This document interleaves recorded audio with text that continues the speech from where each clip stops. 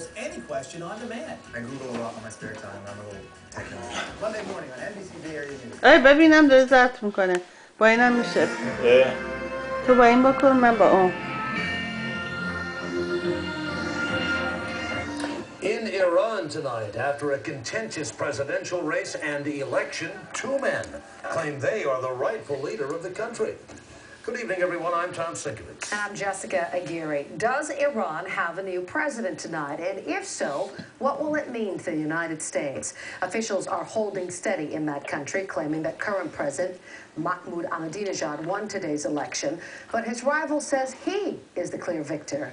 Mir Hossein Mousavi is complaining of widespread irregularities at the polls and even probable fraud. Turnout for the election was huge in Iran and also here in the U.S., where Iranian nationals came out in large numbers. NBC Bay Area's Gene Ellie is live at Emeryville, where they did have some glitches there. They did, Jessica. Poll workers here at this Emeryville hotel say they were surprised by the huge turnout today. They ran out of ballots twice, and many people left angry because they weren't allowed to vote. From 240 to 250 to come up front. Hundreds of people crowd the only Iranian election polling place in Northern California, fighting for a chance to vote for president.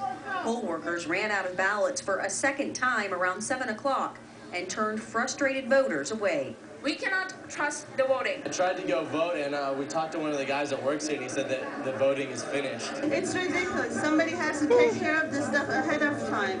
And it's sad to see that you come all the way from long distances and you don't get to vote today. At one point, poll workers were handing out copies of ballots, telling voters they weren't sure if they would count. Earlier in the day, when ballots ran out the first time, poll workers handed out numbers, assuring people a ballot that would be delivered from Los Angeles. Some waited as long as 4 hours for them to arrive.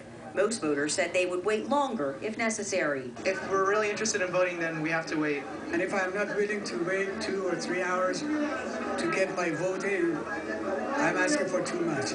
But not everyone could wait. People, that couldn't wait had to leave, so. Amir Ali left his college graduation ceremony at UC Davis early to cast a ballot.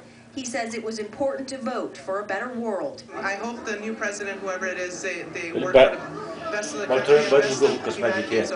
Voters who left with ink on their fingers proving they cast a ballot were optimistic, unlike the lines of people unable to participate.